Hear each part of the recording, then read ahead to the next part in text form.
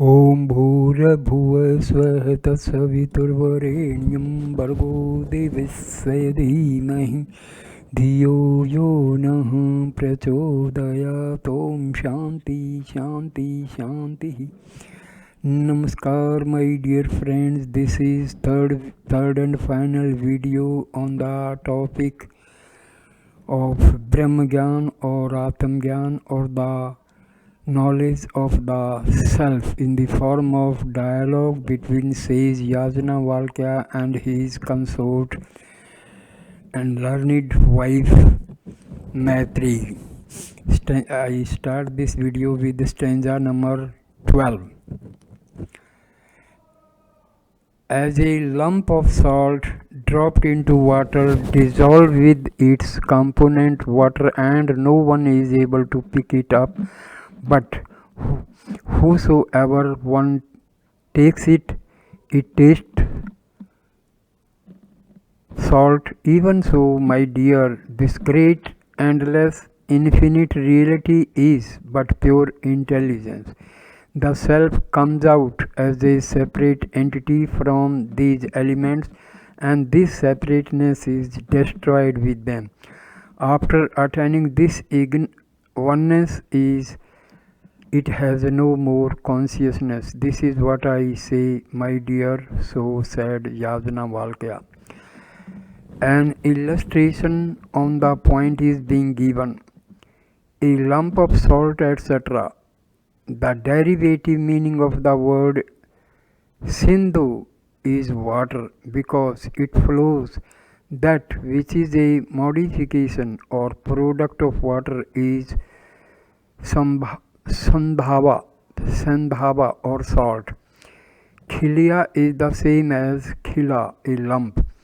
A lump of salt dropped into water, its cause dissolved with the dissolution of its component water. The solidification of a lump through its connection with particle of earth and heat goes when the lump comes in contact with water, its cause.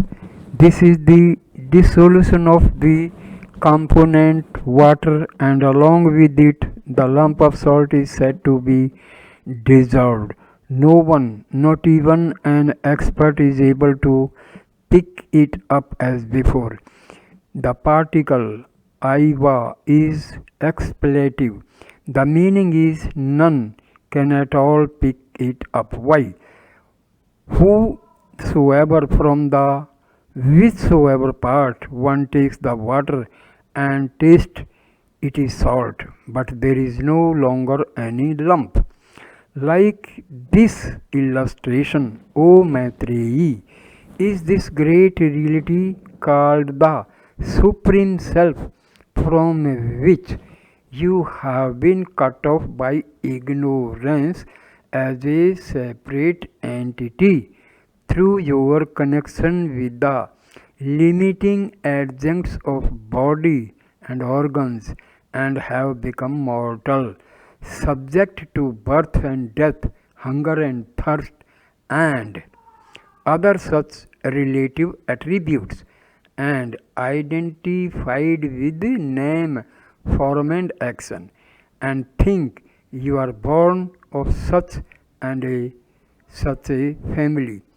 That separate existence of yours, which has sprung from the delusion engendered by contact with the limiting adjuncts of the body and organs, enters its cause, the great reality, the Supreme Self, which stands for the ocean, is undecaying, immortal, beyond fear, pure, homogeneous like a lump of salt, pure intelligence, infinite, boundless, without a break, and devoid of differences caused by the delusion brought on by ignorance.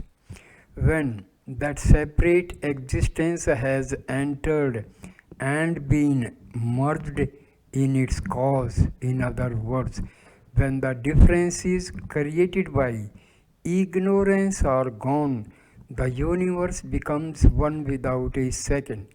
The great reality, great because it is greater than everything else and is the cause of ether, etc. Reality, always a fact, for it never deviates from its nature. The verbal suffix kta here denotes past, present, and future, or the word bhuta may denote truth. The expression then would mean it is great and true. There may be things in the relative world as big as the Himalayas, for instance, created by a dream or illusion, but they are not true. Hence, the text adds the qualifying word true. It is endless. Sometimes this may be in a relative sense, hence, the text qualifies it by the term infinite, pure intelligence. A solid mass of intelligence. The word ghana or solid mass excludes everything belonging to a different species as solid mass of gold or iron. The particle eva only is insensitive. The idea is that there is no foreign element in it. Question: if it is one without a second, really pure and untouched by the miseries of the relative world, whence is this separate existence of the individual self in which it is born or dies, is happy or miserable, possessed of the ideas of I and mine, and so on, and which is troubled by many a relative attributes? Reply: I will explain it. There are the elements transformed into the body, organs, and sense objects consisting of name and form. They are like the foam and bubbles on the limpid water of the Supreme Self. The mergence of these elements down to sense objects in Brahma, which is pure intelligence, through a discriminating knowledge of the truth, has been spoken of, like the emptying of rivers into the ocean. From these elements called truth, that is, with their aid, the self comes out like a lump of salt. As from water, reflections of the sun, moon, and so on arises, or from the proximity of such limiting adjuncts as red cotton pads, a transparent crystal turns, and so forth. So, from the limiting adjuncts of the elements transformed into the body and organs, the self comes out clearly as an individualized entity. These elements transformed into the body, organs, and sense objects from which the self comes out as an individual and which are the cause of its individualization are merged like rivers in the ocean by the realization of Brahma through the instruction of the scriptures and the teacher, and are destroyed. And when they are destroyed like the foam and bubbles of water, thus individualized existence too is destroyed with them, as the reflection of the sun, moon, etc., and the color of the crystal vanish when their causes, the water, the red cotton pad, and so on, are removed, and only the sun, moon, etc., remain as they are. So the endless, infinite, and impede pure intelligence remains. After attaining this oneness, the self, freed from the body and organs, has no more particular consciousness. This is what I say, my dear Maitreyi. No more is there such particular consciousness as I so and so am the son of so and so. This is my land and wealth. I am happy or miserable, for it is due to ignorance, and since ignorance is absolutely destroyed by the realization of Brahma, how can the knower of Brahma, who is established in his nature as pure intelligence, possibly have any such particular consciousness? Even when a man is in the body, particular consciousness is impossible. So, how can it even exist in a man who has been absolutely freed from the body and organs? So said Yajnavalkya, propounded by this philosophy of the highest truth to his wife Maitreyi.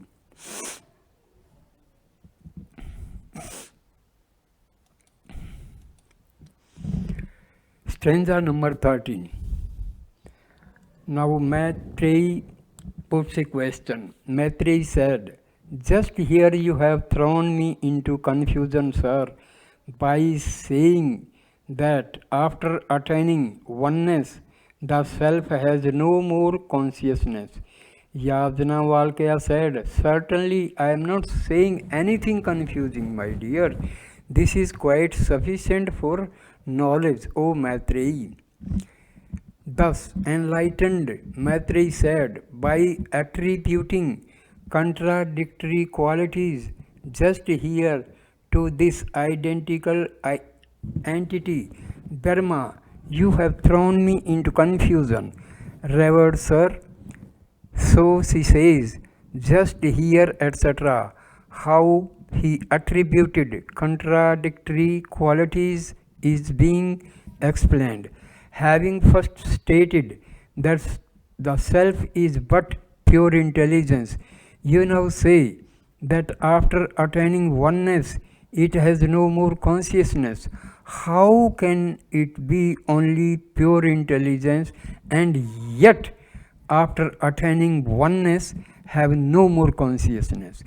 The same fire cannot both be hot and cold. So I am confused on this point. Yajnavalkya said, "O Maitreyi, certainly I am not saying anything confusing, that is, not using confusing language." Maitreyi, why did you mention contradictory qualities, pure intelligence and again absence of consciousness? Yajnavalkya said, I did not attribute them to the same entity.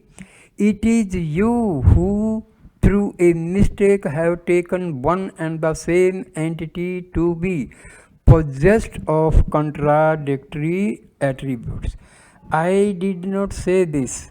What I said was this: when the individual existence of the self, that is superimposed by ignorance and is connected with the body and organs, is destroyed by knowledge, the particular consciousness connected with the body, etc., consisting of a false notion, is destroyed on the destruction of the limiting adjuncts of the body and organs, for they are deprived of their cause, just as the reflection of the moon, etc., and their effects, the lights and so forth, vanish when the water and the like which form their sport are gone. But just as the sun, moon, etc., which are the realities behind the reflections, remain as they are, so the pure intelligence, which is the transcendent Brahma, remains unchanged. That has been referred to as pure intelligence.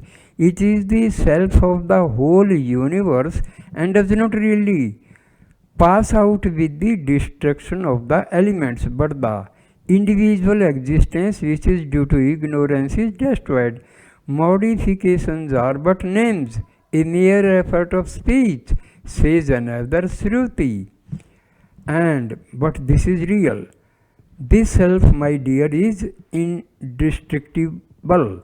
Therefore, this great and less infinite reality, already explained, is quite sufficient for knowledge, Maitreyi. Later it will be said, for the knower's functions of knowing can never be lost because it is immortal.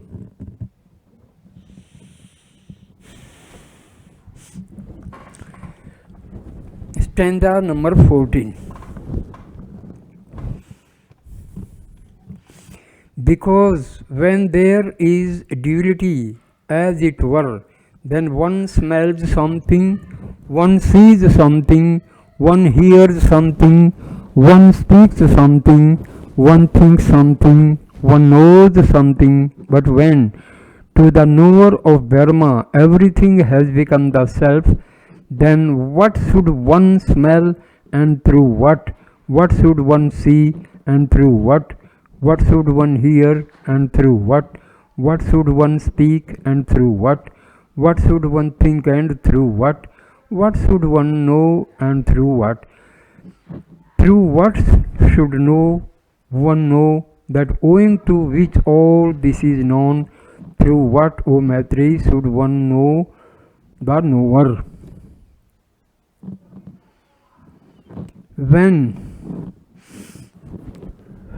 Why then it is said that after attaining oneness the self has no more consciousness? Listen, because when that is in the presence of the particular or individual aspect of the self, due to the limiting adjuncts of the body and organs conjured up by ignorance, there is duality, as it were, in Brahma, which really is one without a second. That is, there appears to be something different from the self.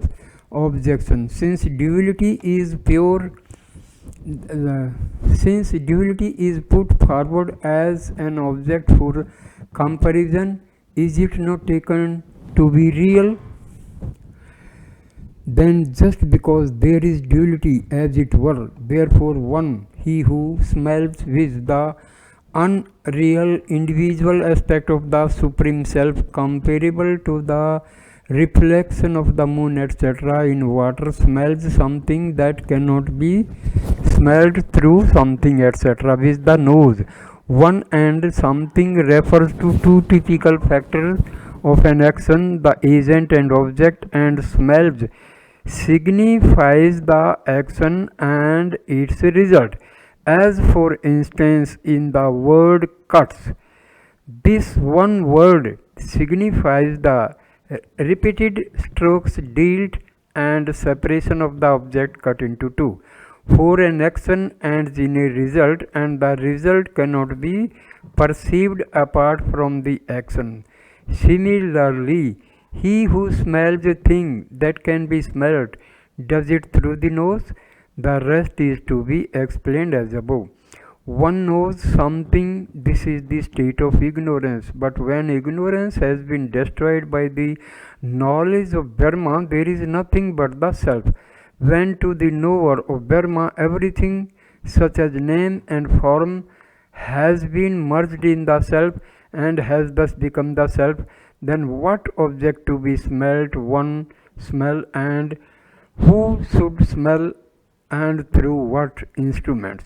Similarly, what should one see and hear? Everywhere an action depends on certain factors, hence when these are absent the action cannot take place, and in the absence of an action there can be no result. Therefore, so long as there is ignorance, the operation of actions, their factors, and their results can take place. But in the case of knower of Brahma, for to him everything is the self, and there are no factors or results of actions apart from it. Nor can the universe, being an unreality, be the self of anybody. Therefore, it is ignorance that conjures up the idea of the non self. Strictly speaking, there is nothing but the self. Therefore, when one truly realizes the unity of the self, there cannot be any consciousness of actions, their factors, and their results. Hence, because of contradiction, there is an utter absence of action, and there means for the knower of Brahma. The words what and through what are meant as a fling and suggest the sheer impossibility of the other factors of an action also, for there cannot possibly any factor such as the instrument. The idea is that no one by any means can smell anything in any manner. Even in the state of ignorance, when one sees something, through what instruments should one know that owing to which all this is known? For that instrument of knowledge itself falls under the category of objects. The knower may desire to know not about itself but about objects. As fire does not burn itself, so the self does not know itself, and the known can have no knowledge of a thing that is not its object. Therefore, through what instrument should one know the knower owing to which this universe is known, and who else should know it? And when to the knower of Brahma, who has discriminated the real from the unreal, there remains only the subject absolute and one without a second. Through what instrument, O Maitreyi, should one know that knower? So this dialogue ends here, video also ends here. Thank you for watching this video. Please like, comment and share the video.